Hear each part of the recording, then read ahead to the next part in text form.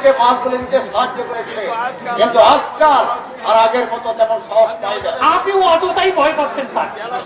জেলা পুলিশের কর্মকর্তা হচ্ছে আপনার জামাই। তুমি বুঝতে পারছো না বেরো, সমাজে আমার একটা বিরাট মান মর্যাদা আছে। চোরাই মাল ধরা পড়লে শুধু মান মর্যাদায় নষ্ট হবে না, কল্যাণের মাথাটাও হেট হয়ে যাবে। আগে বেপরোয়া ভাবে কাজ করেছি, কিন্তু এখন সেটা কি সম্ভব? মাকে তুমি বিড়ির দাম দেওয়ানি কেন? তুমি কি জানো না এই বিড়ি বিক্রি করে আমাদের সংসার চলে? তাহলে কেন তুমি এই অমানুষের মতো কাজটা করলে? আমার 25 টাকা দিয়ে এক বছর ধরে পড়ে আছে। পড়ে আছে বলে তুমি একটা অভাবী সংসারকে বসে রাখবে? 1 থেকে 2 টাকা করে কাটতে দিতে পারতে। এতটুকু বড় সত্য তোমার মধ্যে নেই। পশু তো আমার কাজ করবে না। এখন যদি ধরে 2টা চড় লাগিয়ে দেয়, চোর মারা এত সহজ কথা? আমার 25 টাকা এক বছর ধরে পড়ে আছে। আপনার কাউ দেবো না, পশু বলে কাটাচ্ছে। কেমন দাম কিনে কেটে নিয়েছি, বেশ করেছি। আপনার যা খুশি করতে পারেন। তুমি কিন্তু কথা বাড়াচ্ছ বিনোদ। যারা ধার পরিশোধ করতে পারে না তাদের আবার বড় বড় কথা। ভারী ভোটটা রাত 10টার সময় এসে বিনুদ্রা বলে গাড়ি এলে করে মারিয়ে গেল। বললে শালা শালা শুয়ারের বাচ্চা।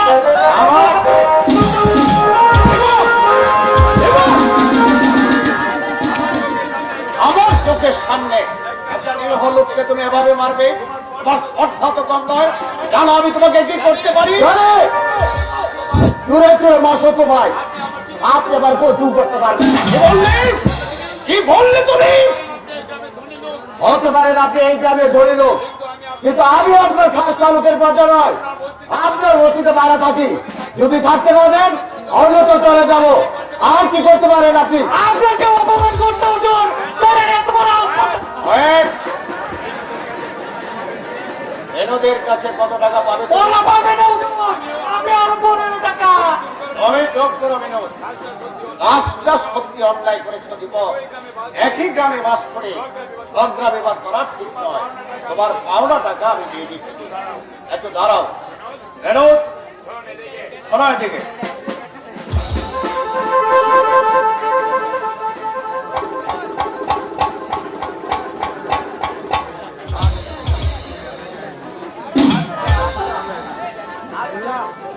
আচ্ছা, কোথায় পাঠালেন ওকে?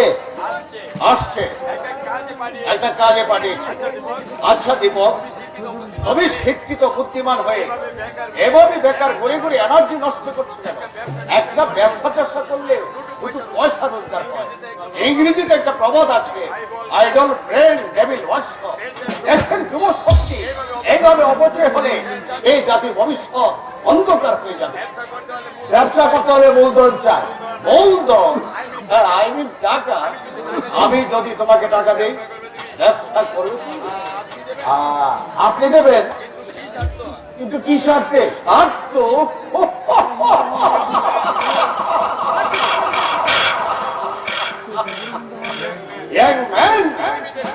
পৃথিবীতে সবাই কিন্তু স্বার্থের দাস নয়।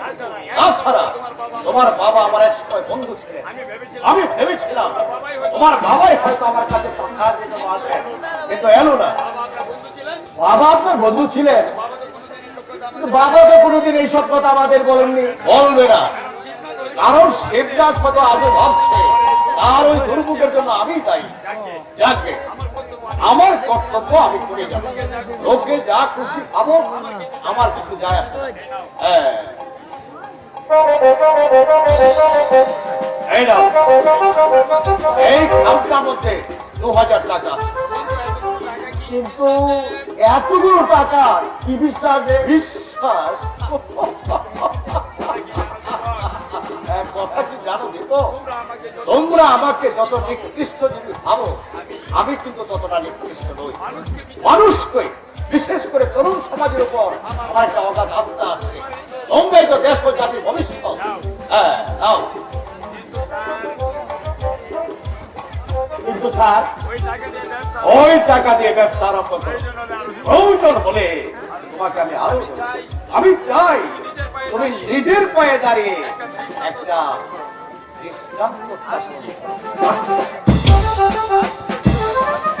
আশ্চর্য ব্যাপার, সঞ্জয় সেনের মনটা যে এতটা উদার আমি বুঝতেই পারিনি। আমি ভাবতাম লোকটা নিষ্ঠুর, অহংকারী, আত্মসুখ সর্বস্ব, কিন্তু ওনার ব্যবহার দেখে সেই ধারণা আমার পাল্টে গেল। বাইরের ব্যবহার দেখে মানুষকে বিচার করতে যাওয়া সত্যি দৃঢ়তা। তোমার সঙ্গে আমার একটা কথা ছিল। বলো। বলতে ঠিক বড় পাচ্ছি না, কথাটা শুনে তুমি চটে যাবে না তো? মানে কথাটা শুনে তুমি যদি রেগে যাও? না, বলো না কি বলবে। তোমাকে দেখলে আমার ভীষণ ভয় হয়, মনে হয় তোমার মধ্যে আগ্নেয়গিরি লাভা স্রোত হয়েছে, যে কোনো মুহূর্তে দাবানোর হয়ে জ্বলে উঠবে তুমি। মনে হয় তোমার মধ্যে বিক্ষুব্ধ আত্মা একটা কিছু করবার জন্য ছটফট করছে। তাই নাকি? তোমার ভাই নেই চন্দন, আমি অভয় দিচ্ছি। তুমি বলো কি বলতে চাও। মানে দীপাকে, দীপাকে? হ্যাঁ, দীপাকে আমি বিয়ে করতে চাই। চন্দন, অবশ্য তোমাদের যদি সম্মতি থাকে, আমি হোমগার্ডে চাকরি পেয়েছি, 1 মাসের ট্রেনিং এ যাচ্ছি, ফিরে এসে আমি বিয়ে করছি। দীপারও সম্মতি আছে, কিন্তু তোমাদের ইচ্ছার বিরুদ্ধে তো কিছু করা যাবে না। আমারও মতে, কিন্তু তোমার বাবা কি রাজি হবেন সাতপুরি বাবু? বাবার অনুমতি আমি বিয়ে করবো, যেখানে পুষ্টি হোক দীপাকে নিয়ে আমি চলে যাবো। বাবা যদি সম্মতি নাও দেয়, এ বিয়ে আটকাবে না। আমরা কিন্তু কোনো ভাই দাবি দাবা পূরণ করতে পারবো না। কোনো দাবি আমার নেই, তোমরা শুধু শাখা সিঁদুর দিয়ে বিয়েটা করিয়ে দেবে। আমি আসছি দীপুদা, 9:36 আমার ট্রেন, কথাটা তুমি জানিয়ে দিও। আসছি। যাক, একটা ভাবনা থেকে অন্তত রেহাই পেলাম। ছেলে হিসেবে চন্দন খুবই ভালো, বদমাশ ওর বাপটা।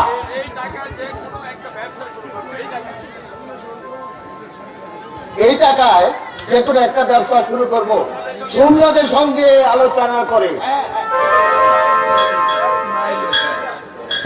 এই লোকটা স্যার, এই যে এই লোকটা, আমি মাল কিনতে শহরে যাচ্ছিলাম, এই শালা আমাকে ছুরি দেখিয়ে সব 2000 টাকা দিয়েছে। গ্রেপ্তার করুন স্যার, এই যে লোকটাকে এক্ষুনি গ্রেপ্তার করুন।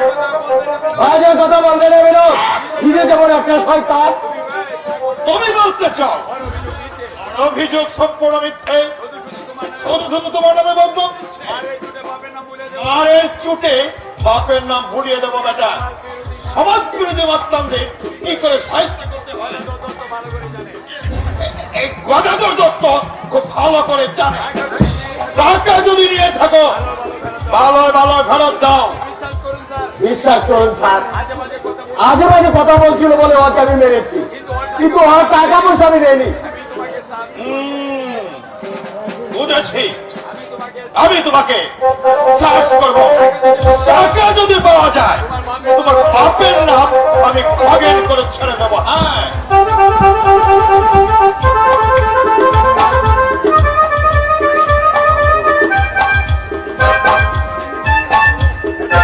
এটা কি কি আছে এই খামটার মধ্যে? কোথায় পেয়েছো এই খাম? কি হলো এই খামটা? স্যার, এই খামের মধ্যে আমার 2000 টাকা। 100 মূল্য করে দেবো সারা শুয়ার। এই খামটা একটু আগে সঞ্জয় বাবু আমাকে দিয়ে গেছেন। আমার কথা বিশ্বাস না হয় আপনি চলুন সঞ্জয় বাবুর কাছে।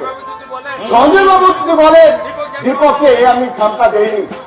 কিন্তু সঞ্জয় বাবু এই ব্যাপার অফিসার, এই যে মিস্টার সেন, এই ছেলেটা বলছে এই খামটা একটু আগে আপনি ওকে দিয়েছেন। সত্যি কি খামটা আপনি ওকে দিয়েছেন? হ্যাঁ হ্যাঁ, আমি দিয়েছি। হ্যাঁ তাই তো বললো। তুমি কি গাঁজা টাজা টেনে এসেছো ছোকরা? আমি কেন খামতে যাবো? তাছাড়া ওই আমার দেখাই হয়নি। কি আছে ওই খামটা? আমার 2000 টাকা চিন্তাই করে নিয়েছে। আমি মাল কিনতে শহরে যাচ্ছিলাম, বাবা রে বাবা, আমাকে ছুরি দেখিয়ে। I see. হ্যাঁ, আপনি তাহলে খামটা ওকে দেন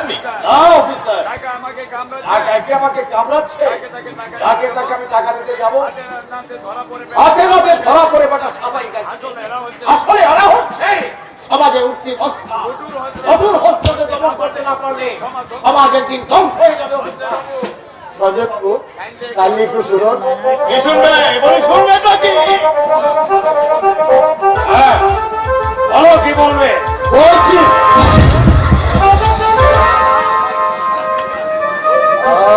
চল শালা, থানায় চল, তোর কত তেল হয়েছে আজ আমি দেখবো। আপনি থানায় এসে ডায়েরিটা লিখে নিয়ে যাবেন, ওর কাছে 2000 টাকা পাওয়া গেছে, আপনি হচ্ছেন তার সাক্ষী। আমার আমার ওয়াইফ বলে বছর দিনে সাজা যেতে হয় আর ব্যবস্থা সেটি দ্রুত বর্ষণ করবো। আমার ওয়াইফ কি বলে জানে? বলে তোমার মনটা ভারী পত্র মহিলাকে বুঝিয়ে দিতে চাই তো প্রয়োজনে আমি কঠোর হতে পারি। চল আমার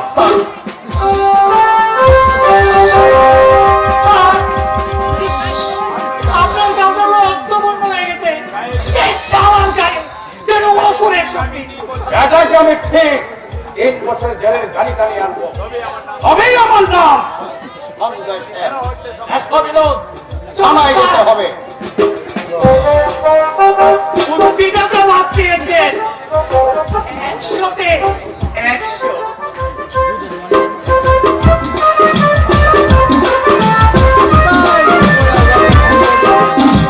ওই কল্যাণের ফের আপনাকে সুপ্রাত রায়কে লক্ষ্মী ছাড়া লেমচাতে কল্যাণকর পর্যন্ত ধাওয়া করেছে। কাজলে গাইছিল আমার দিবস চিন্তায় গেছে ধরা করেছে। আপনি একবার কল্যাণের ঠিকানা দিন। ইচ্ছা ছিল সারাগে একটা কষে চল। ছোট বাবু ঠিকানা দিয়েছেন? ঠিকানা দেব আমি তোর মতো কারণ দুরু পায়ে হতভাগাকে বিদায় করে দিয়েছে আর বলে দিয়েছে একটা সমাজ বিরোধী পরিবারের সঙ্গে আমাদের কোনো সম্পর্ক নেই। আর কোনোদিন তুমি আমাদের বাড়িতে আসবে না। সুস্থ মানুষ বিপদে পড়ে তার ছেলের খোঁজ করতে এসেছিল। আমার 5 বছর আগে প্রতিশ্রুতির কথা আপনার মনে নেই? থাকার কথা নয়, কারণ ধনবান মানুষের শত চেষ্টা তাদের উচিতকে ভুলে যাওয়ার চেষ্টা করে, এটাই তাদের চরিত্রের বোঝা। আমি তোমাকে সব ধর করে রেখেছিলাম কল্যাণের কানে যেন সব কথা না যায়। মনে পড়ে বাবু, বহুদিন আগে অস্থির ভাঙা ঘরে এক অস্ত্রমুখী মায়ের সামনে হাত জোর করে বলেছিলেন আপনার ছেলেটাকে আমি ভিক্ষা চাই। সারা জীবন আপনার কাছে কৃতজ্ঞ বলেছিলেন।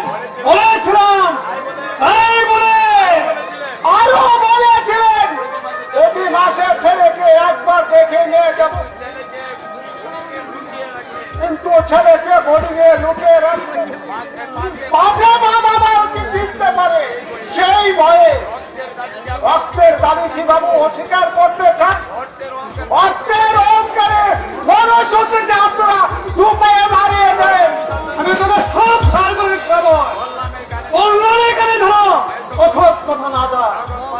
নগদ 5,000 টাকা গুনে দিয়ে ছেলে আমি কিনে এনেছি। কল্যাণের উপর ওঠের কোনো অধিকার নেই। টাকা দিয়ে কিনে নিয়েছেন, টাকায় কি বিদ্যুতের অধিকার পাওয়া যায় বাবু? তা যদি যেত, আপনি তো একটি সন্তান লাভের আশা হাজার হাজার টাকা খরচ করেছিলেন, পেরেছিলেন একটি সন্তানের বাবা হতে। চিৎকার করে আপনি আমার মুখ বন্ধ করতে পারবেন না বাবা। আমার যদি সহস্র কণ্ঠ থাকতো, সহস্র কণ্ঠে আমি বলতাম আপনারা ধনীরা তাদের প্রতিশ্রুতি দিতে যাবেন, রক্ষা করতে যাবেন না।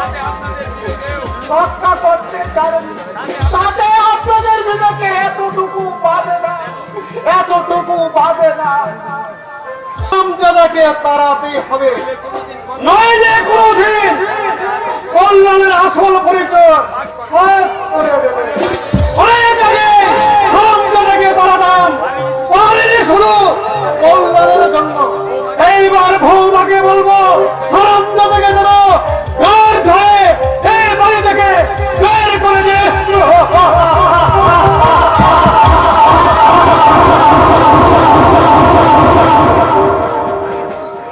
একটু দাঁড়াও দাঁড়াও, দুটো একটু গাছ বুলিয়ে দিন।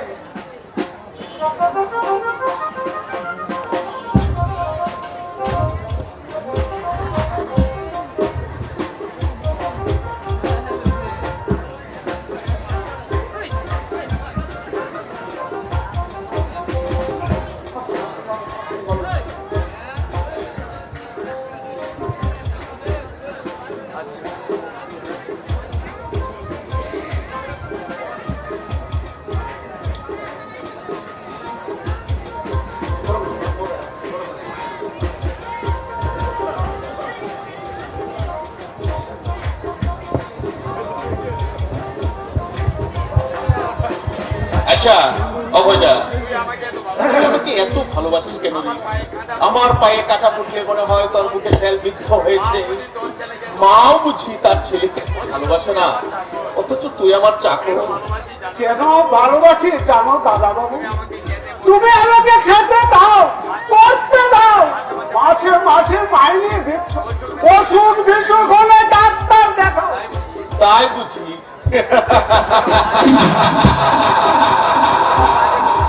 ওসব বাজে কথা। সব বাবুরাই তাদের চাকরদের মাইনে দেয়, আর চাকররাও তাদের যথাসাধ্য চেষ্টা করে। কিন্তু তোর কাজের মধ্যে কর্তব্যবোধ নেই, আছে আন্তরিক স্নেহ ভালোবাসা, যেটা টাকা দিলেও মেলে না রে। আচ্ছা দাদা বাবু, আমাকে দিন কয়েকের জন্য ছুটি দেবে। ছুটি? ছুটিটা তুই কোথায় যাবি? আমার মাকে দেখতে যাবো। মা? তোর মা? তোর মা বেঁচে আছে? কোনোদিন তো বলিস নি। এতদিন আমি তাদের খোঁজ পাইনি, শুনলাম শহরতলিতে একটা বস্তিতে থাকে। তাই তারাকে পুলিশের হাতে করে একটি বার গিয়ে দেখে ভাগ্য দাদা বাবু, সবই ভাগ্য। নইলে নইলে বাড়িটা চিন্তায় গেছে, ধরা পড়বে কেন? অভয়দা, অভয়দা,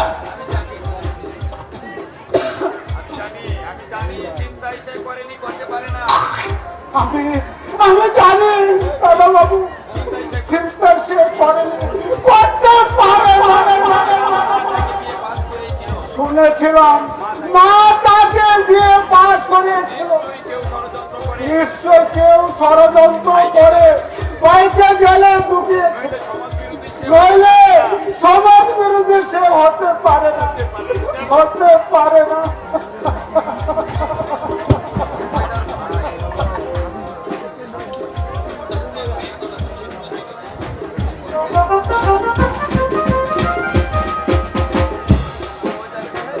অভয়দার ভাই, আমার জ্ঞান হওয়া অবধি শুনিনি অভয়দার মা আছে, ভাই আছে, কোনোদিন টাকা পয়সা পাঠায়নি।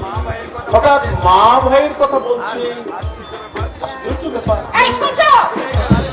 এই তুমি একটা রাজনীতি করছো? তোমার এই অভয়কে দিয়ে আমার একদিন হতো। আমার চলবে, আরে ওর কথা তো রান্না আমার মুখে রুখছে না। আমার রুচে, কি আশ্চর্য, আমি তো ওকে রাখতে চাই না। আমি চাই। আমার অনেকটা সত্ত্বেও তুমি ওকে রাখতে। তোমার ইচ্ছার দাম দিতে গেলে আমাকে উপোস করে আশা করি সেটা তুমি চাইবে। দেখো কোনদিন বেলা দুটো এসে দেখি তুমি মহাসুখে দিবাগিত, কোনদিন রাত 8টায় এসে সেই টেনিস খেলতে ক্লাবে চলে গেছো। তখন মায়ের মতো স্নেহ যত্ন করে কে আমাকে খেতে দেয়? এই সেই অভয়, একে ওকে তাড়ালে আমাকে সন্ন্যাস হতো। তুমি তাহলে ওকে তাড়াবে না। কি অসুখ? সারা জীবন লোকটা আমাদের জন্য প্রাণপণ খেটেছে, আজও খাচ্ছে। এক কথায় তার চাকরিটা আমি খতম করে দেবো, এতটা অমানুষ তুমি আমাকে কি করে ভাবলে? তুমি আমার মধ্যে কোনো মানুষত্ব বোধ নেই। ঠিক আছে, ঠিক আছে। তুমি তোমার পেয়ারের চাকর দিয়ে থাকো। কালই আমি ওর ড্যাডির ওখানে চলে যাবো। আরে চাকরি তোমার আপনজন। আমি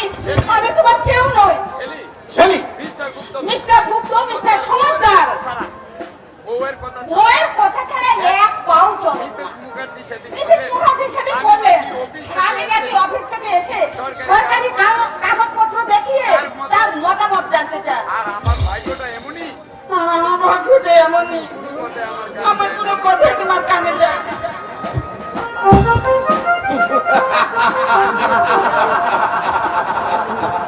আশ্চর্য অভিযোগ। মিস্টার গুপ্ত আর মিস্টার সমুদ্রের মতো আমাকেও বইয়ের কথায় উঠবস করতে হবে, এও এক ধরনের কমপ্লেন। হ্যালো মাই বয়, অফিসে বেরোচ্ছ? হ্যাঁ, তোমার সঙ্গে আমার কিছু আলোচনা আছে। জি বলুন। কিছুদিন আগে আমাদের ওখানে একটা সমাজ বিরোধী প্রস্তাব ধরা পড়েছে। কে ধরে রেখেছে দেখি? ও দেখি। পুলিশ তাকে হাত থেকে ধরে ফেলেছে। কে ধরে পড়েছে? তবে তাকে চিনবে না মামনি। এরা সব উঠতি বস্তার সমাজ জীবনের মস্ত বড় এক অভিশাপ। এরা বিংশ শতাব্দীর জঞ্জাল। পুলিশ যদি এদের কঠোর হত্যা দমন করতে না পারে, তাহলে সমাজের সুস্থ দেহটা এরা পিছিয়ে দেবে। কল্যাণকে বলছিলাম, এই সব সমাজের দুষ্ট কত। হ্যাঁ, আমাকে কি করতে বলছেন? আমার ইচ্ছে তুমি নিজে কেসটা চেক আপ করো। বদমাইশটার যেন বছর দিনের শাস্তি হয়। সাধারণ নাগরিকেরা এদের বয়ে সন্ত্রস্ত। এরা মানব সভ্যতার জঞ্জাল। এরা মানব সভ্যতার জঞ্জাল। আর যারা আইনের মুখে শুধু মেরে রন্ধ পথে লক্ষ লক্ষ টাকা রোজগার করে, তারা কি সভ্য সমাজের কলঙ্ক না? অময় 25 বছর আগে কাউকে যদি আমি খুবই গরিব দেখি, আর আজ যদি দেখি তাকে কোটিপতি হতে, তাহলে কি মনে প্রশ্ন জাগে না কি করে লোকটা কোটিপতি হলো? কোন রন্ধপাতে কুমার ভান্ডারের চাবিকাঠি তার হাতে এলো? আচ্ছা অময়, আমাকে লক্ষ্য করে কথাগুলো বলছিস? ওই কি আমাকে লক্ষ্য করে কথাগুলো বলছি? না বাবু, আমি কারো নাম করতে চাই না। আমি শুধু জেলা পুলিশের কর্মকর্তার কাছে অভিযোগ করছি। অনুসন্ধান করে দেখো আইনের লক্ষ্য কেন শিক্ষিত তরুণের দল নেমে যাচ্ছে অবক্ষয়ের পথে, পূর্ণ পথে রোজগার করে চলছে। একদল মানুষ টাকার পার জমে চলছে। তোর কথা তো কম না। আরে চাকর হয়েছে বড় বড় কথা বলছিস। চাকর হলে একজন নাগরিক হিসেবে আমি এই অভিযোগ জানিয়ে গেলাম। অনুসন্ধান করো, অনুসন্ধান করো, আমার অভিযোগের অনুসন্ধান করো, অনুসন্ধান করো, অনুসন্ধান করো।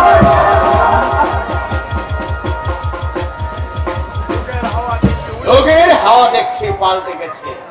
বাড়ির চাকর তার মনিকে উপদেশ দেয়। আরে কে বলে দেশের অন্তর্গত হয়নি? এই যে শুনেছো তোমার বিয়ারে চাকরের কথা? অবৈধের সঙ্গে আমিও সম্পূর্ণ একমত। কি বলতে চাও তুমি? আমার দৃঢ় বিশ্বাস সমাজে এক শ্রেণীর লোক আছে যারা রন্ধ্রপথে রোজগার করে টাকার পাহাড় জমে তুলেছে। হয়তো আইন এদের নাগাল পাচ্ছে না, অথবা আমরা জেনে শুনে চোখ বুঝে আছি। আমার অনুরোধ তুমি তাহলে রক্ষা করবে না, আমাকে মার্জনা করো। আইন তার নিজস্ব পথ ধরে চলবে। ছেলেটা যদি অপরাধ করে থাকে শাস্তি সে নিশ্চয় পাবে। কিন্তু আমি বুঝতে পারছি না এই সামান্য কেসটা নিয়ে আপনি এত মাথা ঘামাচ্ছেন কেন? আমি মাথা ঘামাচ্ছি। কি আশ্চর্য! এটি ওই গ্রামের নেতৃস্থানীয় ব্যক্তি। যদি ওখানে অসামাজিক ঘটনা ঘটে, সেদিক মতো ইন্টারফেয়ার করবে না? তাছাড়া এই কেসটার সঙ্গে আমার ব্যক্তিগত মর্যাদা জড়িত। কেসটা তোমাকে দেখা করতেই হবে। ওখানে থানা অফিসার সেইভাবে রিপোর্ট পাঠাবে। আমি চাই মিনিমাম 3 বছরের শাস্তি হোক ওই বদমাইশটা। আমাকে ক্ষমা করবেন। আপনার মর্যাদা রক্ষার জন্য আইনের অপপ্রয়োগ করা আমার পক্ষে কিছুতেই সম্ভব নয়। যদি ছিনতাইকে প্রমাণিত হয় তাহলে আইনের বিধানে মাস 3 সাজা হতে পারে। তোমার বাবা কেন ছেলে? আমার বাবা কিংবা স্বয়ং বিধাতা এসে যদি অনুরোধ করে আইন লঙ্ঘন করতে, আমি সবিনে প্রত্যাখ্যান করব। আশা করি আমার এই স্পষ্ট জবাবে আপনি মুক্ত হবেন না। অপদার্থ ছেলে। বিয়ের আগে তুমি এই লোকটাকে সুখ্যাতি করতে বলতে ছেলে যেতে চিনে আসে। আরে দেখলে তো বাবা, এই লোকটা কেমন এক বুয়ে এত করে তুমি অনুরোধ করবে। অনিষ্টির ভূত ওর মাথায় চেপেছে মামুনি। এ বয়সে কত অনেস্টকে দেখলাম। আরে নতুন পাস করে বেরিয়েছে, 2-4 বছর যাক দেখবে সে অন্যরকম মানুষ হয়ে গেছে।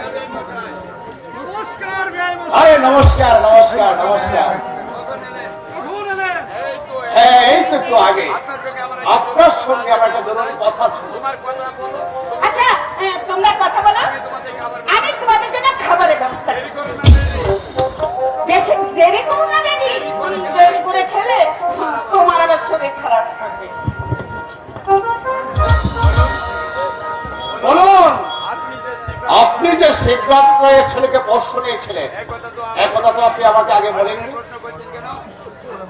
হঠাৎ এক প্রশ্ন করছেন কেন? কল্যাণ কি আপনার সাথে কোনো খারাপ আচরণ করেছে? না না সেরকম কিছু নয়, তবে ওরা তো খুব কাছাকাছি আছে, এখনো দিন কল্যাণের সঙ্গে দেখা হতে পারে। আপনি হয়তো জানেন না, কল্যাণের বড় ভাই দীপক সিংহা গেছে ধরা পড়ে জেল হাজতে আছে।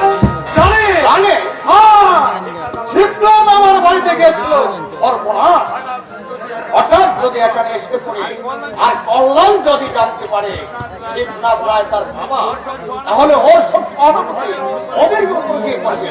আপনি সব জেনে শুনে কি করে নিশ্চিন্ত হয়ে বসে আছেন আমি ভেবে পাচ্ছি না। আচ্ছা বেমশাই, বলেন, আপনার তো উপর মহলে অনেক প্রতিপত্তি আছে, তাই না? হ্যাঁ তা আছে। কোন রকমের কল্যাণকে এখান থেকে অন্য জায়গায় ভর্তি করে দিতে পারবেন?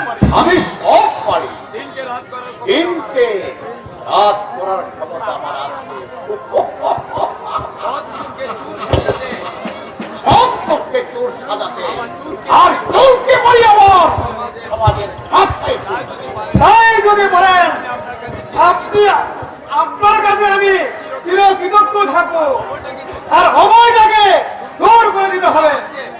ও হচ্ছে ও হচ্ছে শিবনাথের পুরনো জাগো, যত নষ্টের মন। ও হচ্ছে ওই শয়তান হারামজাদা নাকি আমি দু চোখে দেখতে পারি না। হ্যাঁ আসুন, খেতে খেতে আলোচনা করি। হ্যাঁ তাই চলো।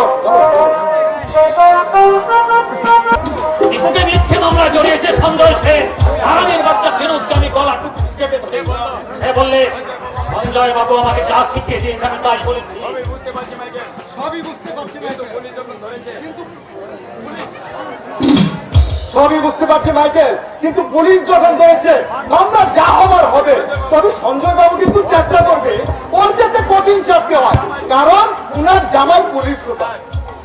সম্রাট, মামলার আগে মামলার আগে হারামের বাচ্চাটাকে আমি হারামে হাসির বাবা বলে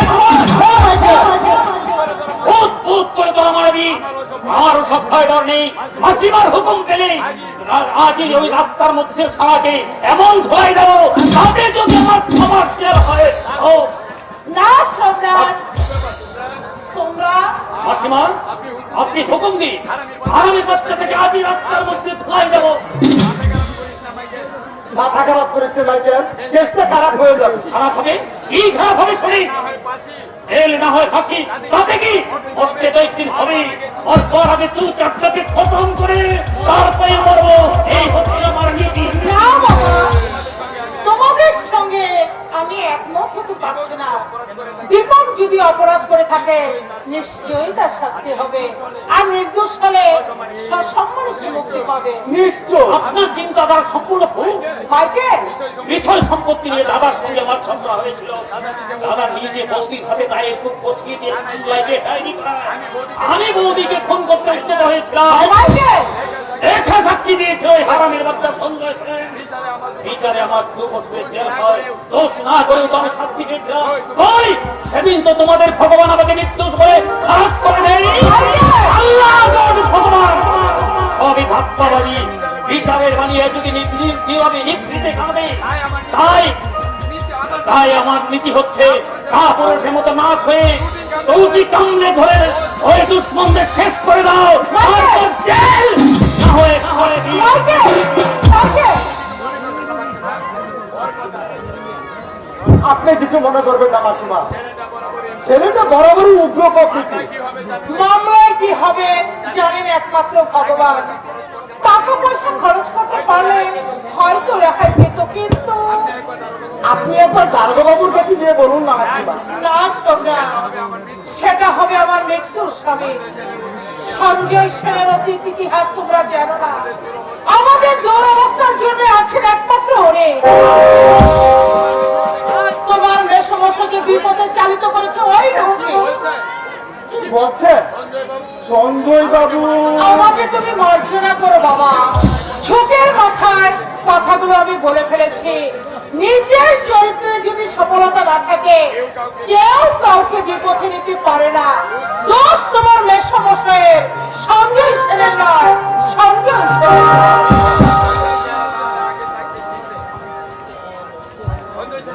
সঞ্জয় সেনকে তাহলে এরা আগে থেকে চিনতে? সঞ্জয় সেন অমানুষ ঠিকই, তবে এই অবস্থায় নিশ্চয় উনি মুখ ফিরে নিতেন না বলে আমার বিশ্বাস। সঞ্জয় সেনকে আমি দীর্ঘদিন আগে থেকেই চিনেছি। লোকটা শয়তানের শিরোমণি। আমাকে নাকে নামিয়ে দিয়ে উনি তার আখের গুছিয়ে হৈমন্তীপুর থেকে পালিয়ে এসেছে। দেখুন শিবনাথ বাবু, যা বলেছেন বলেছেন, আর বলবেন না। শুনলে লোকে আপনার মুখে থুতু দেবে, বলবে আপনি একটি বদ্ধ পাগল। আপনি বিশ্বাস করুন নন্দী মশাই, চিরদিন আমি ভিখারি ছিলাম না। হয়তো ছিলেন না, কিন্তু এসব কথা বললে লোকে বিশ্বাস করবে। আপনাকে আমি কি করে বোঝাবো? আমি দিন ভিখারি নই, জেলার পুলিশ সুপার আমার নিজের, মানে ওর সঙ্গে আমার ঘনিষ্ঠ সম্পর্ক। কল্যাণ আমার ছেলে, তাহলে আমাকে না দেখে ওই শালীর ছেলে অফিসারকে গিয়ে বললে পারতেন দীপকের মুক্তির ব্যবস্থা করে দাও। সেটা সম্ভব না। কেন কেন কেন? এর উত্তর আমি দেব না, দেওয়া সম্ভব নয়। মানুষের জীবনে অনেক ঘটনাই ঘটে, যার উত্তর দিতে গেলে তা লজ্জায় তার মাথায় তাকে ওই আমি আপনাদের গোপন ইতিহাস শুনতে চাই না। এখন আমি আপনাদের জন্য কি করতে পারি তাই বলুন। সঞ্জয় বাবু আপনার বন্ধু, তাকে বলে আমার দীপুর মুক্তির ব্যবস্থাটা আপনি করে দিন। কিন্তু একটা নির্দোষ ছেলের লাইফটা বরবাদ হয়ে যাবে, এটা এটা আপনারা নিশ্চয়ই চাইবেন না নন্দী মশাই। আমি হাত জোড় করে আপনার কাছে মিনতি করছি, আর ওর মায়ের মানসিক অবস্থাটা আপনি নিশ্চয়ই উপলব্ধি করতে পারছেন। আপনাদের মনোবেদন আমি উপলব্ধি করতে পারছি। তো আপনারা যখন দীপকের মুক্তির প্রস্তাব করলে আমিও একটা প্রস্তাব করছি। যদি রাজি থাকেন দীপককে আমি বেকুসুর খালাস করিয়ে দেবো। বলুন বলুন, আপনার যে কোনো প্রস্তাবে আমরা রাজি আছি। আমাদের মানসিক অবস্থাটা নিশ্চয়ই আপনি উপলব্ধি করতে পারছেন। আচ্ছা, আমার বয়সটা কত হবে বলে আপনাদের ধারণা? ৬৫ হবে।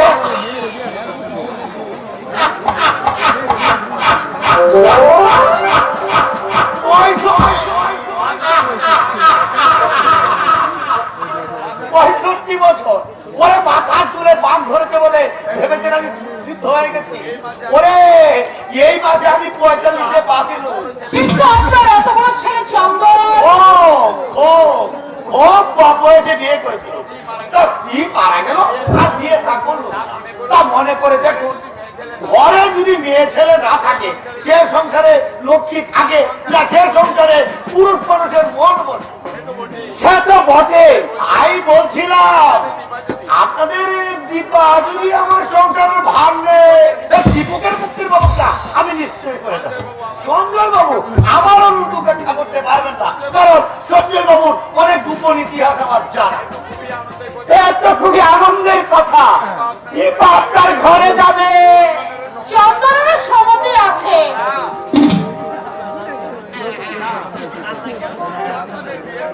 চন্দনের বিয়ের কথা আপাতত আমি ভাবছি। তাহলে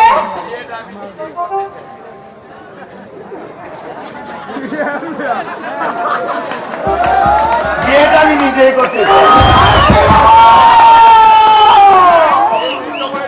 এই বিপ্লব হয়েছে, আপনি বিয়ে করবেন, তাও আপনার মেয়ের বয়সী মেয়েকে। আপনি কি মানুষ না জানোয়ার? কি কি শোনাবেন আপনি? আপনি যদি মানুষ হতেন তাহলে এমন জঘন্য কথা বলতে উচ্চারণ করতে পারতেন না। আমার ছেলে জেলে পথে মরুক, তবু কি তার জীবনটা আমি হাহাকারে পড়ে দিতে পারবো না। আমার দীপকের মুক্তি আমি চাই না। তুমি একটুখানি বিষ এনে দাও, খাইয়ে ঘুম পাড়িয়ে দিন হতভাগীকে। না দিতে পারলাম পেট ভরে দুটো ভাত, না দিতে পারলাম ভালো একখানা কাপড়, তার চেয়েও মরে যাও। তবু মনটাকে আমি প্রভু দিতে পারবো না। আমাদের বাস্তব অবস্থাটা একটু চিন্তা করে দেখুন, ঠিক না পাবো। তুমি একটা দুপাই জানোয়ার।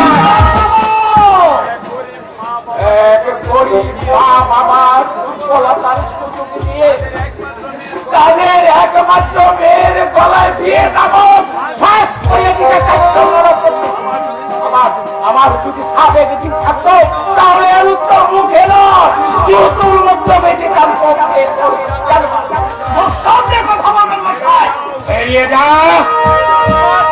যাও লম্পট, নইলে তোমাকে আমি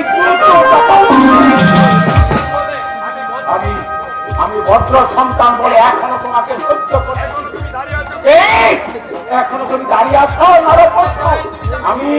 আমি জানতে চাই তুমি এখন থেকে যাবে না। যাচ্ছি মেরে, কিন্তু এ অপমান এত সহজ আমি ভুলবো না। তাও সকালে বাড়ি ছেড়ে অন্যত্র যাবেন, আর যাবার সময় আমার বাড়ি ভাড়াটা তাই একটু পাই মিটিয়ে দিয়ে যাবেন।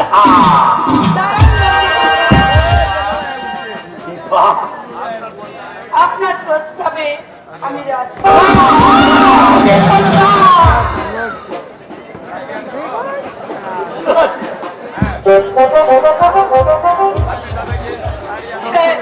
আপনি দাদাকে ছাড়িয়ে আনবার ব্যবস্থা করুন, আমি আপনাকে দিয়ে দেবো।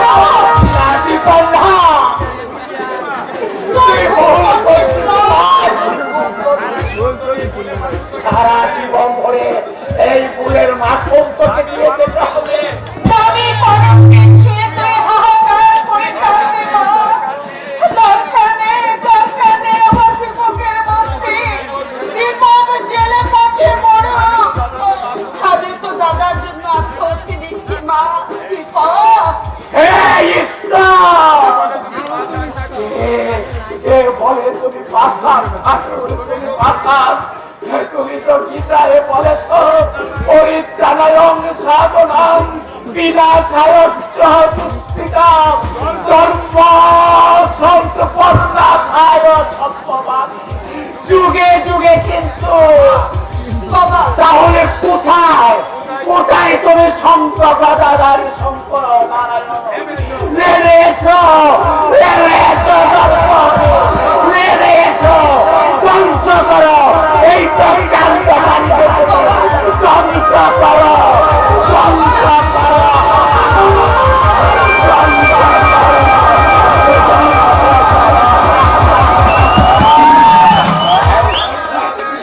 আমি তাহলে দিন তারিখ ধার্য করুন। আজ একটা ভালো লগ্ন আছে, রাত 12টার পর। আমার তো মনে হয় শুভকে বিলম্ব করা উচিত নয়। শাস্ত্রেই তো আছে শুভত্ব শীঘ্র, নাকি বলেন শাশুড়ি মা।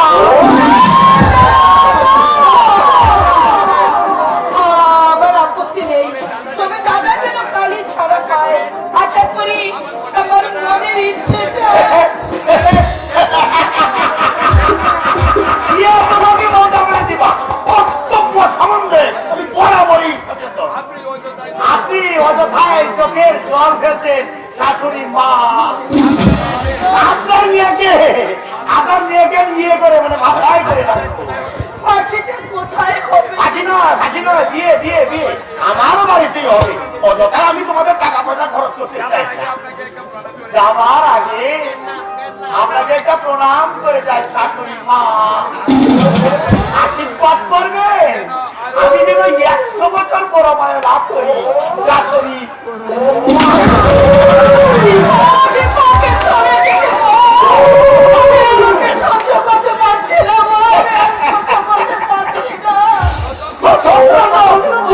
একটু অসহ্য বলে মনে হবে শাশুড়ি মা, তারপর দেখবে সব ঠিক হয়ে গেছে।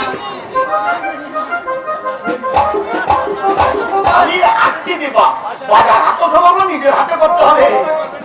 কোনো চিন্তা করবেন না শাশুড়ি মা, ভগবান যা করে জীবের মঙ্গলের জন্যই করে। যাওয়ার সময় আরেকটা প্রণাম করে ঠিক আছে ঠিক আছে, এরপরে করে নেবো।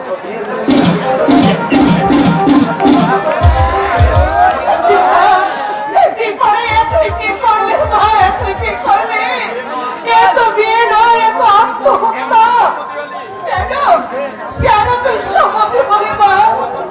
তোর দাদার না হয় বছর 10 জেল হতো, কিন্তু তোকে যে জীবন ভর তুষের আগুনের মতো জ্বলতে হবে মা।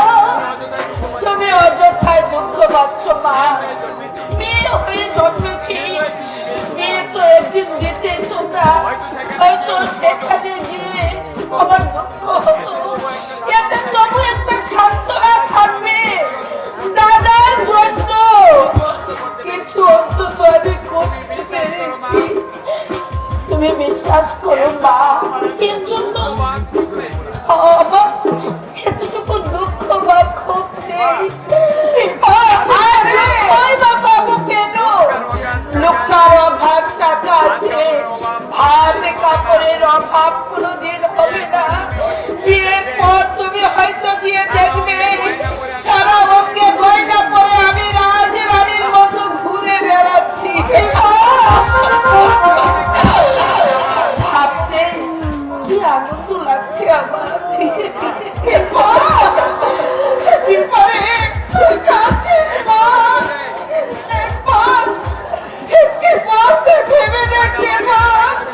দাদা বাড়ি এলে তুমি সান্ত্বনা দিও মা। ও হয়তো রেগে গিয়ে অনর্থ বাঁধাবে। তুমি তো বুঝো মা, দাদা থাকলে তোমাদের সব আছে। মেয়ে থাকাও যা, না থাকাও তাই মা। আমি ড্রাইভার হইলাম মা, আমি ড্রাইভার হইলাম।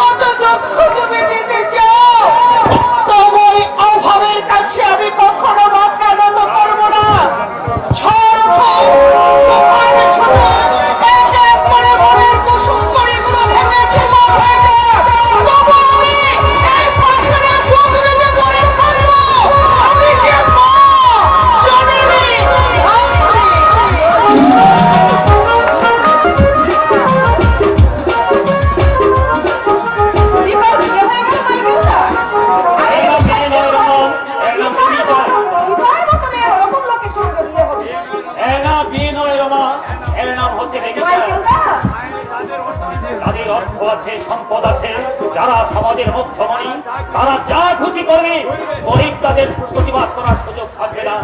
এই তো সমাজ ব্যবস্থা। আইনদের নাগাল পাবে না, রাষ্ট্র থাকবে উদাসীন, নেতারা বলবে সব ঠিক হ্যাঁ। তুমি এসব কথা ভাবো মাইকেল দা? তুমি কি খাবো রমা? আমি অগান বেকার হয়ে জন্মেছিলাম, শয়তানের ষড়যন্ত্রে আজ আমি সমাজ বিরোধী। যেমন দীপকদা জেলে ভোগে পড়ছে, একটা নিরপরাধ তরুণ সমাজ শয়তানের চক্রান্তে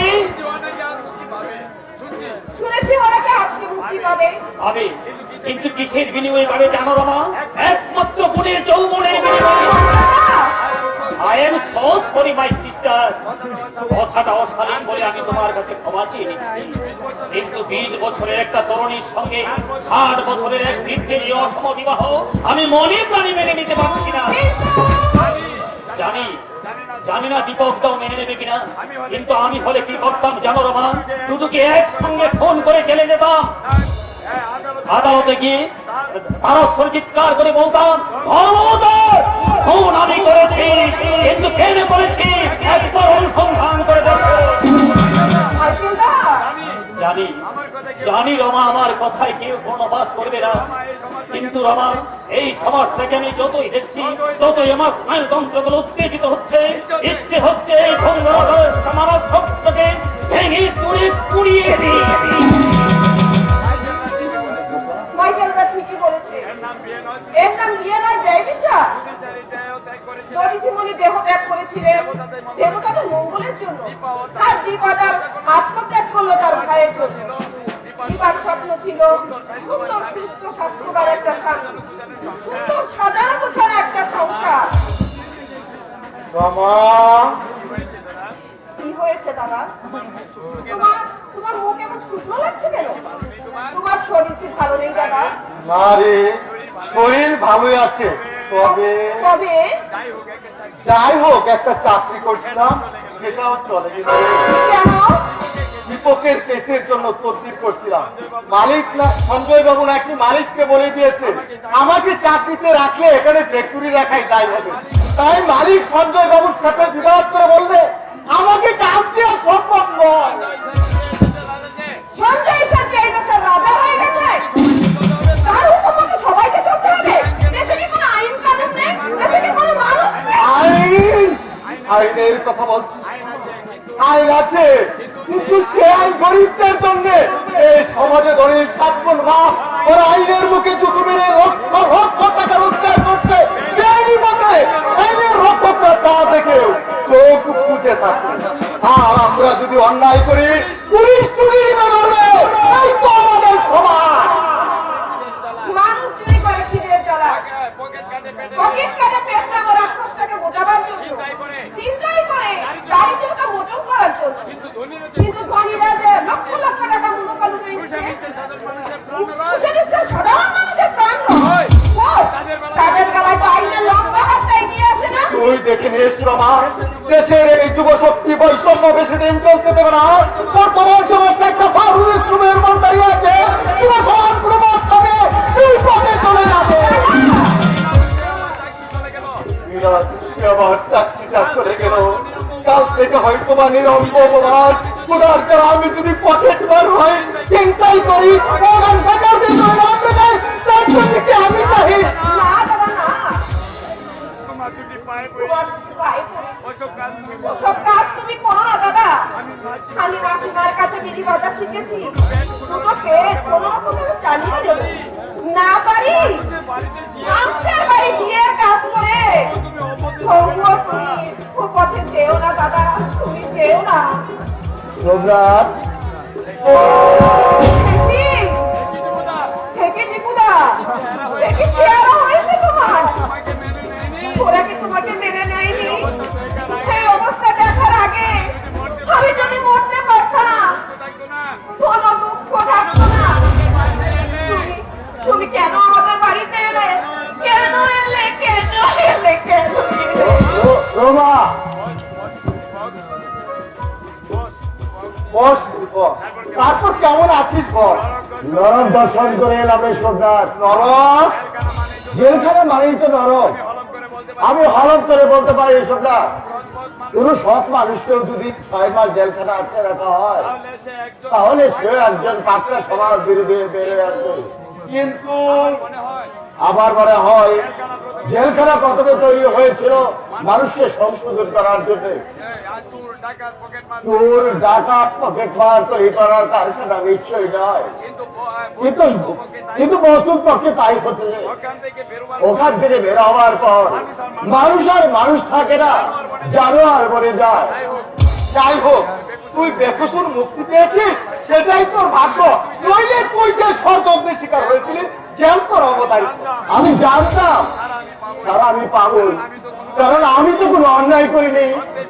সত্যের সূর্যকে মিথ্যার কুয়াশা দিয়ে রেখে রাখা যায় না, একদিন তো প্রকাশ পাবে।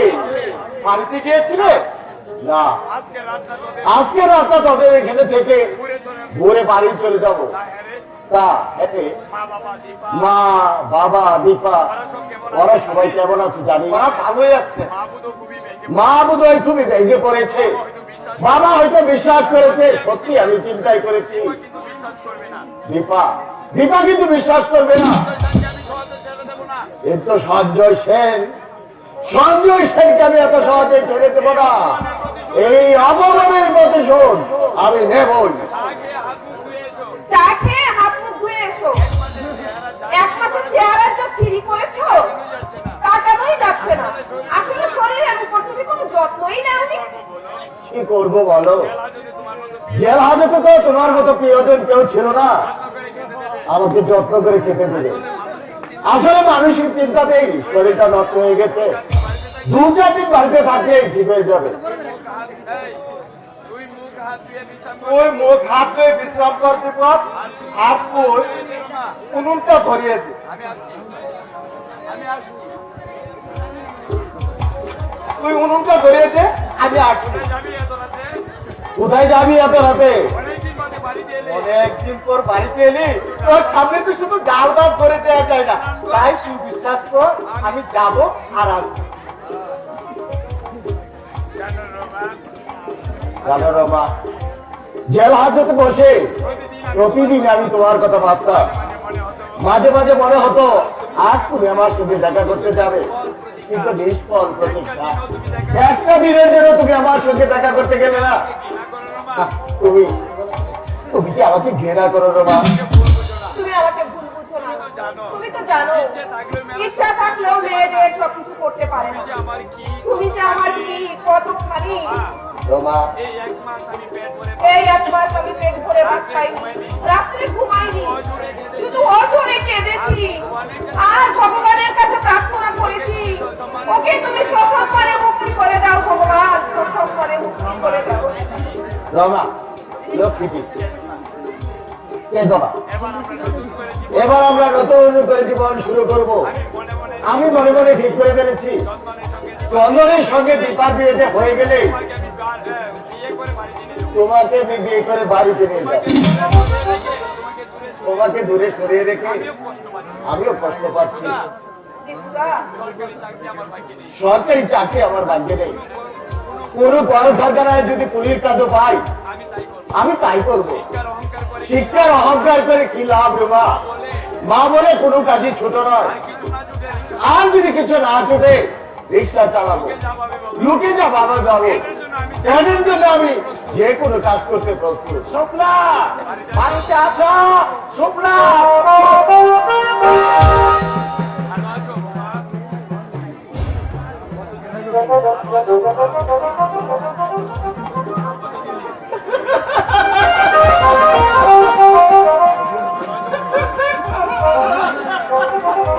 বাবা ভালো তো বাবা? তুই কখন এলি? এই তো একটু আগে। বাড়িতে গেলে না কেন? তোর মা কান্নাকাটি করছে আর এদিকে সব খবরই তো শুনেছি। সবই এই বুড়া অদৃষ্টের দোষ বাবা। নইলে দীপার মতো মেয়ের জীবনটা এমনি ভাবে। দীপা, কি হয় যদি বাদ কি হয়েছে দীপা? তুই কিচ্ছু শুনিস নি? কি শুনবো? বাড়ি চল সবই শুনতে বাড়ি চল, সব শুনতে পারবি। বলো না কি কি হয়েছে দীপা? বলোই না। কিছুই হয়নি। তুমি হাত মুখ ধুবে চলো, চলো। না, দীপার কি হয়েছে আমি জানতে চাই। দীপাকে বিষকে আত্মহত্যা করেছে, না হয় কোনো ছেলের সঙ্গে পালিয়েছে। না তুমি হাত মুখ ধুবে। এসো। না, আমি এখনই শুনতে চাই। বাবা, বাবা তুমি চুপ করে থাকো না। বলো, বলো কি হয়েছে দীপা? তুমি আমাকে উৎকণ্ঠার মধ্যে রেখো না বাবা। আমার আমার বুকের মধ্যে জ্বর পড়ছে। দয়া করে বলো বাবা। দীপা কি হয়েছে? ও কোথায় তুমি? সাত করি নন্দী সাত নন্দী দীপাকে বিয়ে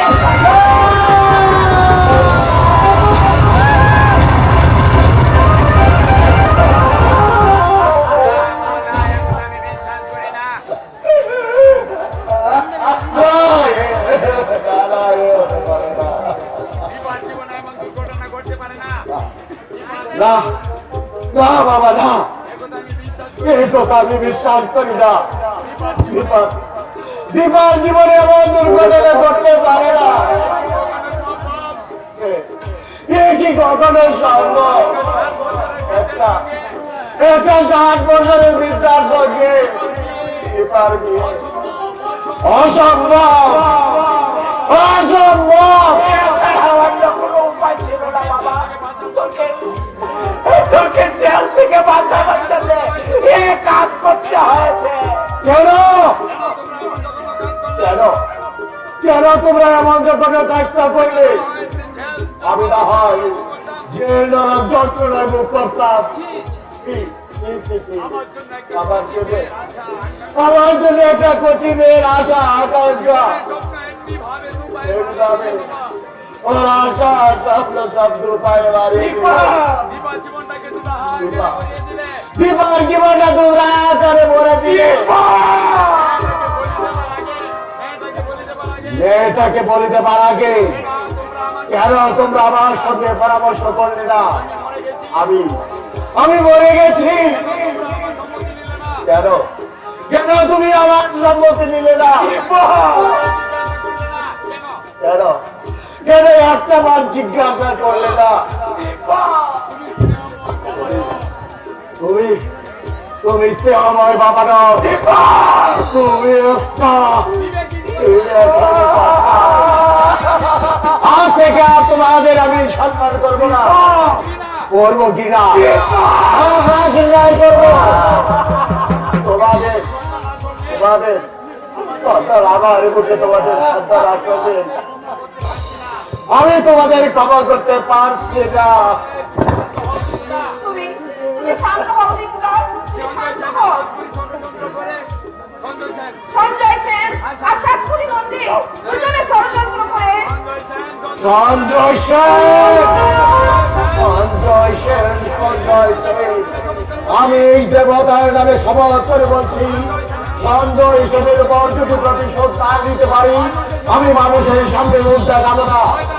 শয়তান শাস্ত্রীকে বুঝিয়ে দেব, 20 শতাব্দীর যুব মানুষ আমার দিকে জানে। কিছু দেখো না বাবা, আমাকে বাধা দেবার চেষ্টা করো না। আমার বুকে জ্বলছে পাণ্ডবের দাবানল, রক্তে উঠেছে সামুদ্রিক জ্বরের তোমার। মানব থেকে আমি হব দানব, নরকের পথ ধরে চলবো আমি। আমি বড় সত্যের গলা থেকে হত্যা করবো।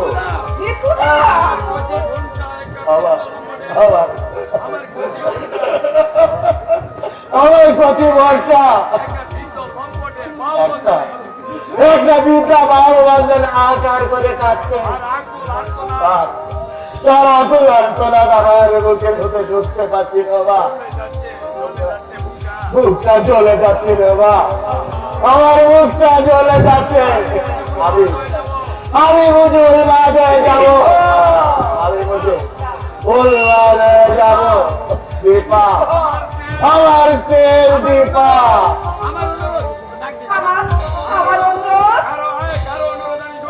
কারো অনুরোধ আমি শুনবো না। কারো আদেশ আমি মানব না। কি দিয়েছে, কি দিয়েছে আমাদের তোমার এই সমাজ, কি দিয়েছে আমাকে তোমাদের এই রাষ্ট্র? শুধু ঘৃণা, লাঞ্ছনা, অবজ্ঞার, অপমান এছাড়া আর কি দিয়েছে তোমাদের এই বাংলা সমাজ? এই সমাজকে বিভীষিত দেবো, রাষ্ট্রের গায়ে ঢেলে দেবো, লক্ষ্য রাজনীতিতে ববে, ঘরে ঘরে তৈরি করবো সমাজ বিরোধী বার্তা, জনজীবনকে আমি খগা বিক্ষত করে দেবো। আমাকে যারা সম্মানে বাঁচতে দেব না, তাদেরকে আমি বাঁচতে দেব না।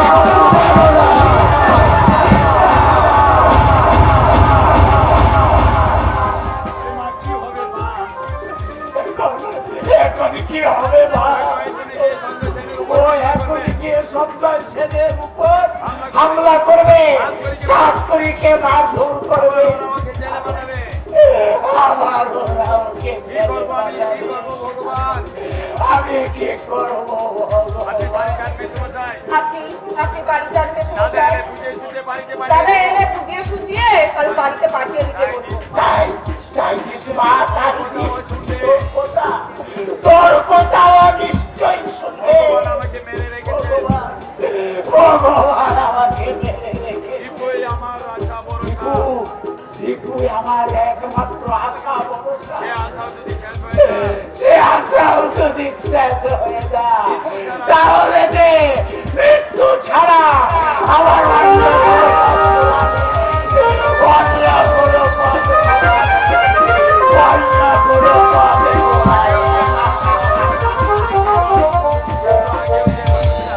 একটু আগেও যে মানুষটা ঘর বাঁধার স্বপ্ন দেখছি, ঘর বাজার স্বপ্ন দেখছিল, 5 মিনিটের মধ্যে 5 মিনিটের মধ্যেই স্বপ্ন তার ভেঙে স্বপ্ন জাল ভেঙে চুরমার হয়ে গেল। শান্ত মানুষটা শান্ত মানুষটা হঠাৎ অশান্ত হয়ে গেল। তুমি শান্তি দাও। ওর মনে তুমি শান্তি দাও ঠাকুর, ওর মনে তুমি শান্তি দাও।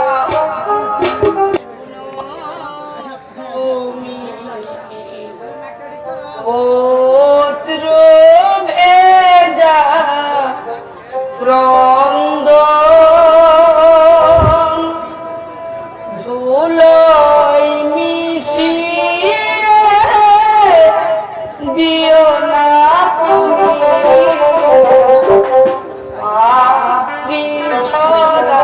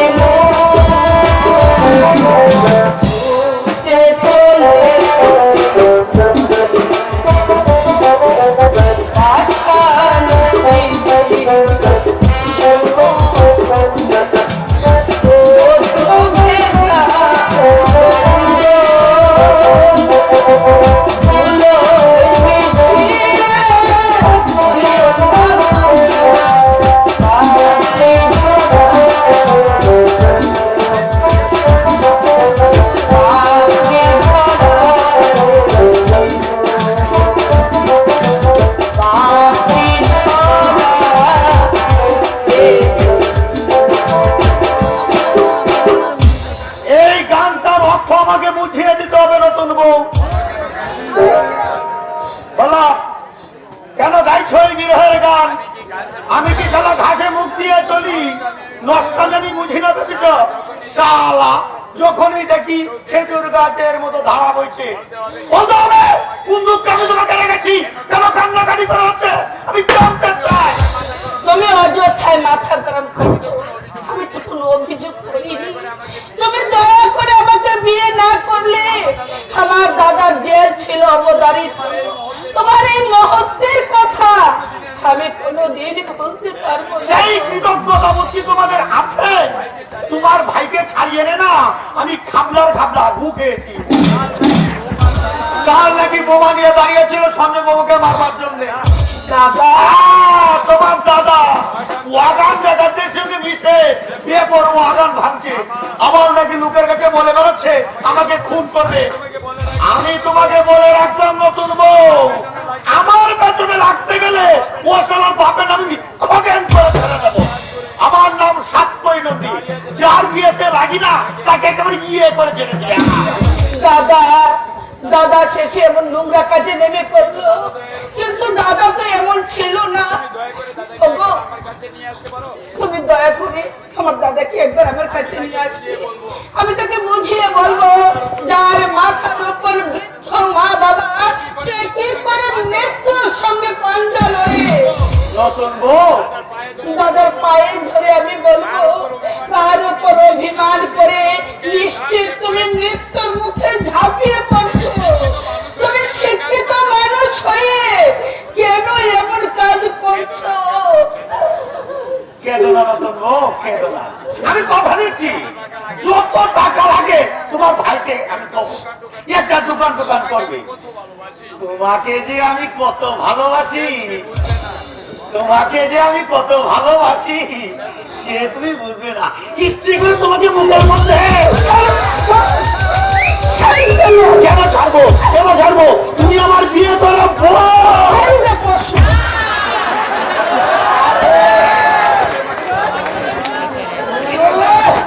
কি বললে? আমি যদি ইতরের মেয়ে, আমি পশু, স্বামীকে তুই পশু বললি? মেরে হার ঘুরিয়ে দেবো নষ্ট মেয়ে ছেলে কোথাকার। সাতই নদী মেয়ে মারা পুরুষ নয়, সে বাপ বাঘের বাচ্চা বাপ চাপিয়ে গিয়ে ছাল করে দেবো। আর যদি নষ্ট মেয়ে ছেলে কোথাকার। গায়ের জোরে হয়তো আমার এই দেহটা পাবে, কিন্তু এই মন তুমি কোনোদিন পাবে না। তুমি আইনের দোহাই দিয়ে চাইতে পারো স্বামিত্বের অধিকার, কিন্তু এই মনের অধিকারী তুমি কোনোদিন হতে পারবে না। আজও আমি কুমারী, আর কুমারী থেকে ওই চিতায় যেতে চাই।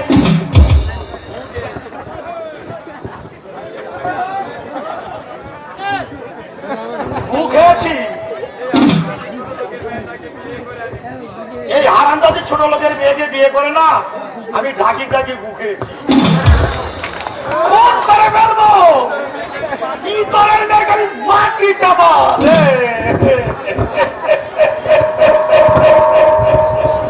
কি হলো? কি ভুল করেছি? কি হলো বন্ধুমশাই? মাথায় হাত দিয়ে বসে আছেন যে? বাবু আপনাকে এক্ষুনি একবার দেখা করতে বলেছেন যে। রাতে আমি যেতে পারবো না বিনোদ। ও, নতুন বউকে ছেড়ে যেতে বুঝি মন চাইছে না? বেশ মজা আছে তাহলে।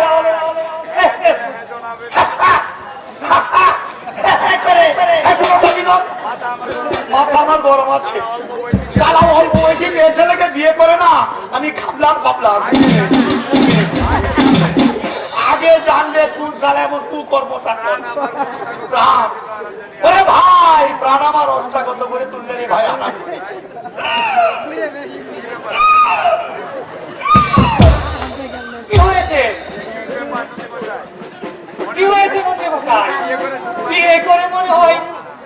পাননি? সুখ একেবারে তেলে সুখ সুখ একেবারে তেলের মতো গড়িয়ে পড়ছে। জীবনটা আমার দুর্ভিষয় করে তুললে ভাই, কোনদিন এসে শুনবে মনের দুঃখে আত্মহত্যা করে তেল সাত করে। আচ্ছা বিনু, তোমাকে একটা কথা জিজ্ঞাসা করবার ছিল। বলুন। বলি যে পাঁজিতে কিসব বিজ্ঞাপন দেখি, কিসব অলৌকিক উপায়ে বয়স কমে দিতে পারে, হ্যাঁ বশীকরণ তাবিজ পাওয়া যায়। ও ভাই, ভাই পারবে ভাই, এমন একটা ব্যবস্থা করে দিতে পারবে ভাই?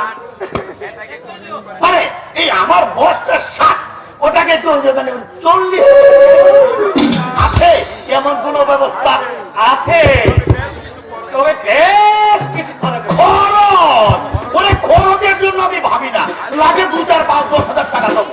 বুঝতে, ছোট বউকে বস করে দিতে হবে, আর সেই সঙ্গে আমার বেশি মানে সাজার নৌজোয়ান আমাকে বেশ তাজা নৌজোয়ান করে দিতে হবে।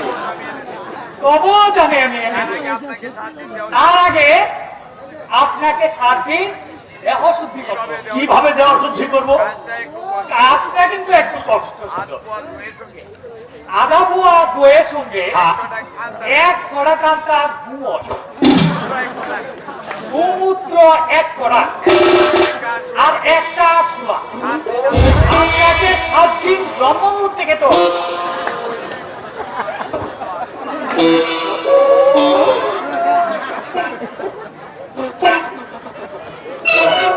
সমুদ্র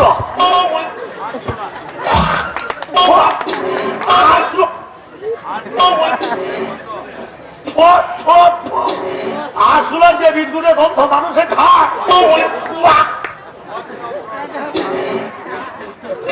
অন্য পেছনের ভাব পর্যন্ত উঠে আসছে। সাত করে কেন খাই নন্দী বসায়? খেলায় খেলায় করে খায়। আমার এক মামাতো ভাই গাদার চূড়া খেয়ে উপবাস করেছিল। আপনাকে তো আমি সে বিধান দিলাম না। ভাই, ও ভাই, উপকার হবে তো? হবে কি বলছেন? আরে জাদু মন্ত্রের মতো কাজ হবে। না হলে আপনি আমার কান তবে ঘেন্না করে গেলে হবে বলে দিবেন। তবে ঘেন্না করে গেলে হবে না। প্রশান্তের চিত্তে খেলে অব্যক্ত ফল আপনার হাতে পাবে। অবশ্য বশীকরণ তাবক ও মন্ত্র আপনাকে দেওয়া হবে। মোট কথা, আপনি যৌবন ফিরে পাবেন। ঠিক আছে, ঠিক আছে, কি আর করা যাবে? কাল থেকে আরম্ভ করব। আমি তাহলে আসছি। কাল সকালে আমার কাছে যাওয়ার সময় ওগুলোকে 2000 টাকা নিয়ে যাবেন। আর 7 দিনের মধ্যে আপনি পূর্ণ যৌবন ফিরে না পেলে আমার কানকে কেটে দিবেন। আসুন। পূর্ণ জীবন ফিরে আসে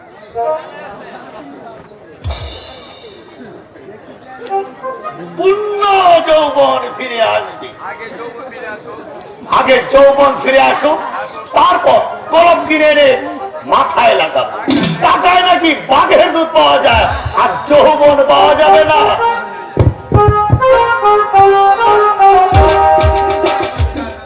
নমস্কার নন্দীমশাই, খুবই চিন্তান্বিত মনে হচ্ছে। নতুন বিয়ে করলেন? হ্যাঁ, আমাদের মিষ্টি কোথায়? বিয়ে করে আমার ইয়েতে ভাঙ যাচ্ছে মশাই। আমি সারা হাড়ে পানি পাচ্ছি না, প্রাণ আমার ঝাড়াপালা হয়ে গেছে। কেন কেন কেন কেন? ও বস মানছে না। তবে আজ অবশ্য একটা মুষ্টি যুগের সন্ধান পেয়েছি, কাল থেকে আরম্ভ করবো। মুষ্টি যুগ? আরে মুষ্টি যুগে কাজ হয় নন্দীমশাই? না হয় আমিও খাবো। আচ্ছা বলুন তো ফর্মুলাটা। আববা দই, আব্বা দই, 1-6টা গোবর, আর 16 সঙ্গে গোমূত্র।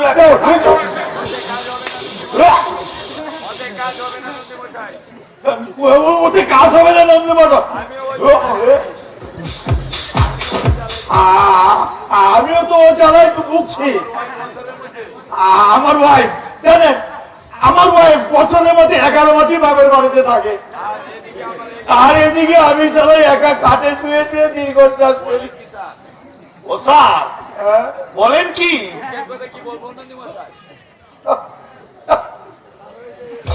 দুঃখের কথা কি আর বলবো নন্দী মশাই, আমার অপূর্ব সুন্দরী, যেন শব্দ ফোটা এক গুচ্ছ রজনীগন্ধা,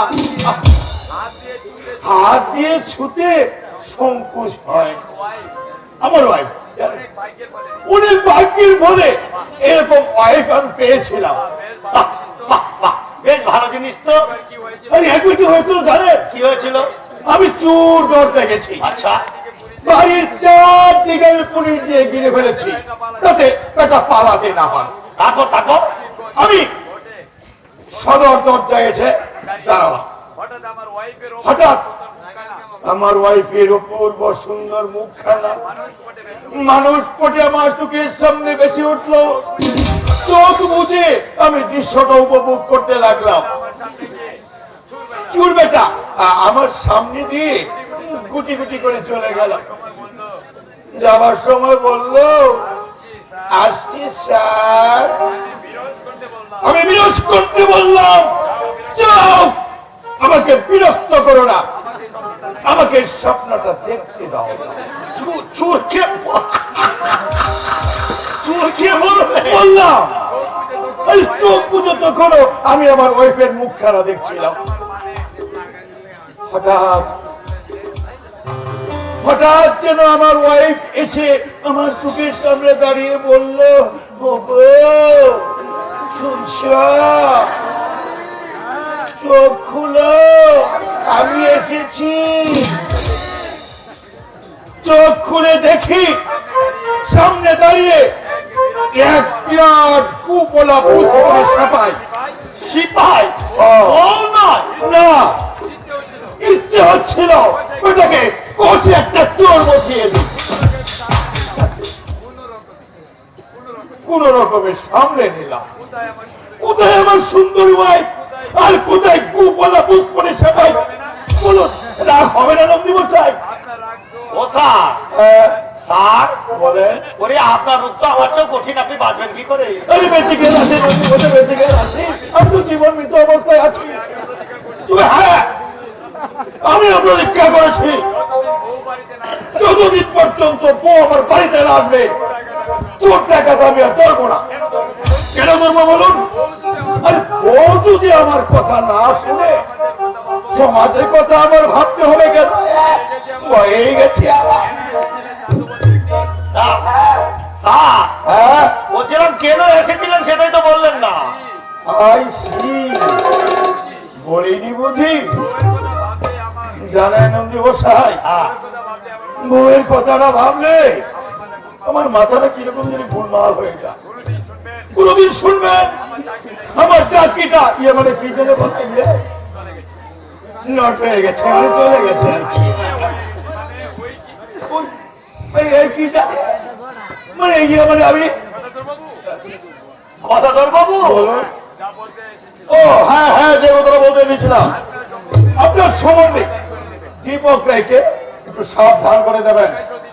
প্রকাশ্য দিনে বেলা চিন্তাই করছে, ওয়া করে ভাবছে আপনার সঙ্গে আমার ইয়ে আছে বলে এই কথাটা আপনাকে জানিয়ে দিয়ে গেলাম। পরে কিন্তু আমাকে আবার দোষ দিতে পারবেন না। হ্যাঁ, চললাম, নমস্কার। যেখানে খুশি যাক, আমার কি, আমার নিজে ফেলার লেগে গোবরে অবস্থা, আমি যাবো ওকে সাবধান করতে। আমি একটু বাইরে যাচ্ছি, সদর